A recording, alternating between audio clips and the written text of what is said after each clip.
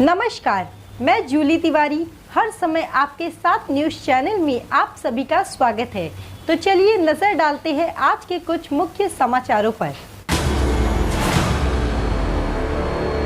अमरनाथ में एनसीपी अजीत पवार गुट की भव्य शक्ति प्रदर्शन सभा।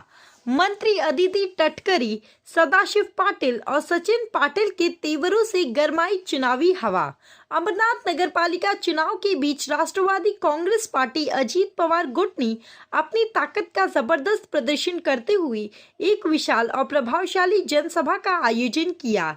इस सभा में महाराष्ट्र की महिला एवं बाल विकास मंत्री अदिति तटकरे ने उपस्थित होकर कार्यकर्ताओं और नागरिकों को जोशीला संबोधन दिया।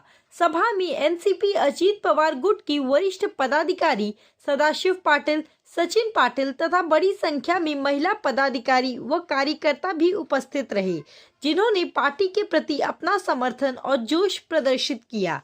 अपने संबोधन में सदाशिव पाटिल और सचिन पाटिल ने कहा कि अमरनाथ की जनता अब ईमानदार नेतृत्व और वास्तविक विकास चाहती है। उन्होंने भरोसा दिलाया कि अजीत दादा पवार के नेतृत्व में अमरनाथ की स्थानीय समस्याओं को प्राथमिकता से हल किया जाएगा और विकास कार्यों को नई गति मिलेगी। उन्होंने यह भी कहा कि पार्टी कार्यकर्ताओं के साथ मिलकर हर प्रभाग में जनता की आवश्यकताओं को पूरा करना उनका संकल्प है। सदा मामा पाटिल ने भी जोर देकर कहा कि अमरनाथ में पारदर्शी और जवाबदेह प्रशासन लाना ही पार्टी का मूल लक्ष्य है। अपने भाषण में मंत्री अदिति तटकरे ने कहा कि ये चुनाव सिर्फ सत्ता बदलने का नहीं, बल्कि सही और स्थायी विकास मॉडल चुनने का अवसर है। उन्होंने आश्वासन दिया कि महिलाओं, युवाओं और सामाजिक योजनाओं को मजबूत करना उनकी प्राथमिकता रहेगी। अदिति तटकरे ने कहा कि अमरनाथ में जो काम अधूरे हैं उन्हें पूरा करना और नई योजनाएं शुरू करना हमारी जिम्मेदारी है। इसके लिए हमें जनता के भरोसे और सहयोग की आवश्यकता है।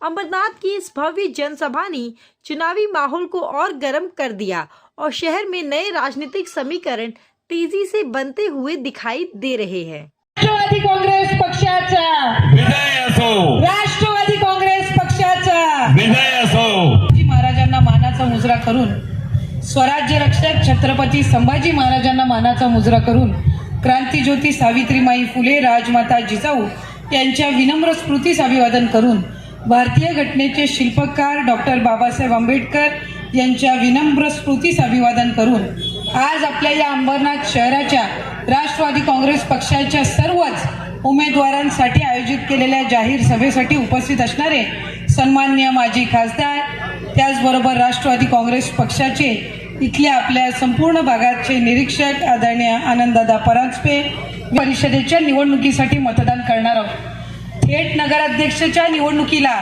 आपल्याला मतदान करायचं असल्यामुळे सर्वात जास्त जर आजच्या घडीला कुठली निवडणूक महत्त्वाची असेल तर ती आपल्या या अंबरनाथ शहराच्या नगर परिषदेची निवडणूक आहे।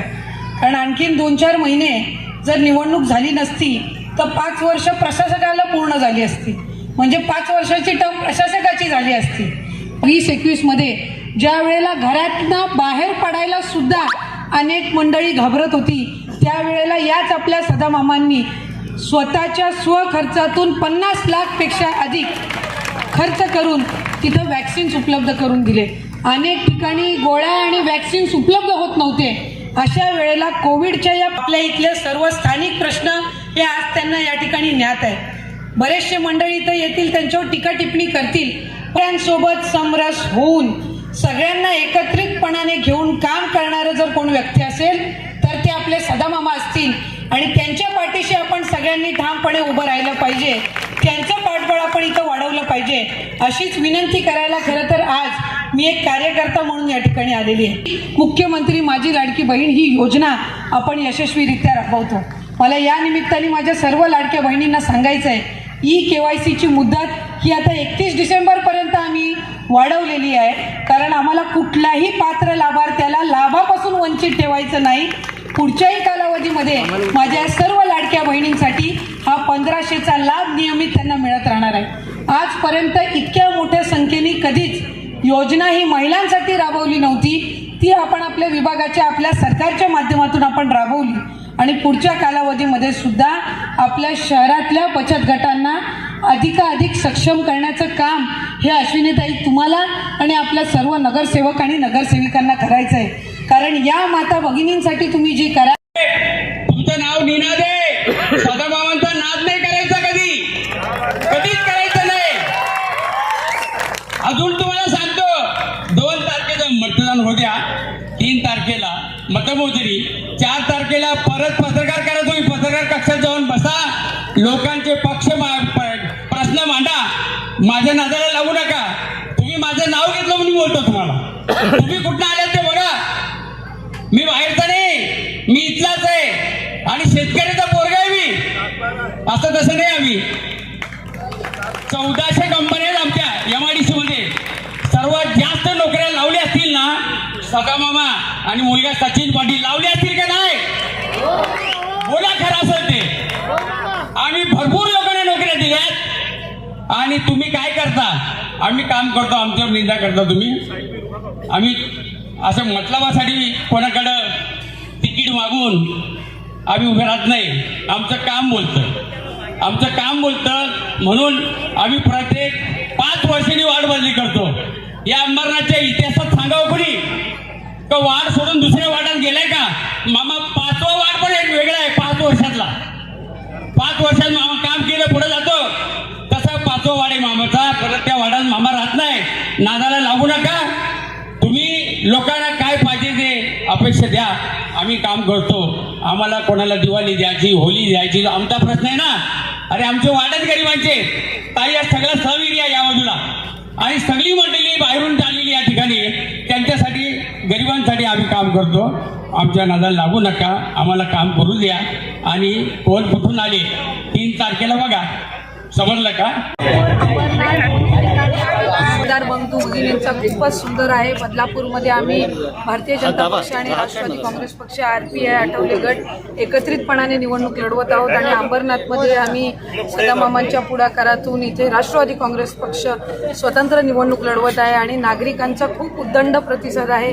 मतदार बंधू भगिनींचा खूप उद्दंड प्रतिसाद आहे. आणि मला खात्री आहे की 2 तारखेला हा प्रतिसाद मतपेटीमधून आपल्याला पाहायला मिळेल. MIDC मध्ये मधल्या कालावधीमध्ये जी मराठवाडा आणि पश्चिम महाराष्ट्र इतर भागामध्ये जी काही कोकणामध्ये सुद्धा जी अतिवृष्टी आणि जी नैसर्गिक आपत्ती आली त्याच्यामध्ये अनेकांनी आपले कागदपत्र असतील, दाखले असतील हे त्या ठिकाणी गमावले. काही विधवा महिला आहेत, काही एकल महिला आहेत, यांच्या त्या संदर्भातल्या काही तांत्रिक अडचणी होत्या. आणि या सगळ्या पार्श्वभूमीवर आम्ही मुदत जी आहे ती 31 डिसेंबरपर्यंत वाढवलेली आहे EKYC करण्याची.